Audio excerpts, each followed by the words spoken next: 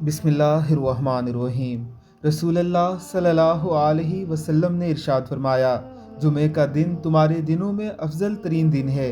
इसी रोज़ आदम अलैहिस्सलातु वस्सलाम पैदा हुए, इसी रोज़ उनकी रूह कब्ज़ की गई, इसी रोज़ सूर फूंका जाएगा, इसी रोज़ चीख होगी जिससे तमाम इंसान फोत हो जाएंगे। लिहाजा जुमे के दिन मुझ पर कसरत से दरूद भेजा करो, क्योंकि तुम्हारा दरूद मुझ पर पेश किया जाता है।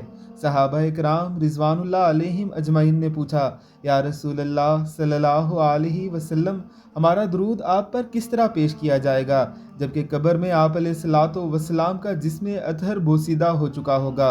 आप सल्लल्लाहु अलैहि वसल्लम ने फरमाया, बेशक अल्लाह ने ज़मीन पर हराम कर दिया है कि वह अम्बिया अलैहिस्सलातु वस्सलाम के जिस्मों को खाए, यानी बोसीदा करे। अल्लाह रब्बुल इज़्ज़त की ज़ात हमें कसरत से आका अलैहिस्सलातु वस्सलाम पर दुरूद व सलाम भेजने वाला बनाए। सल्लल्लाहु अलन नबिय्यिल उम्मी व आलिहि वसल्लम।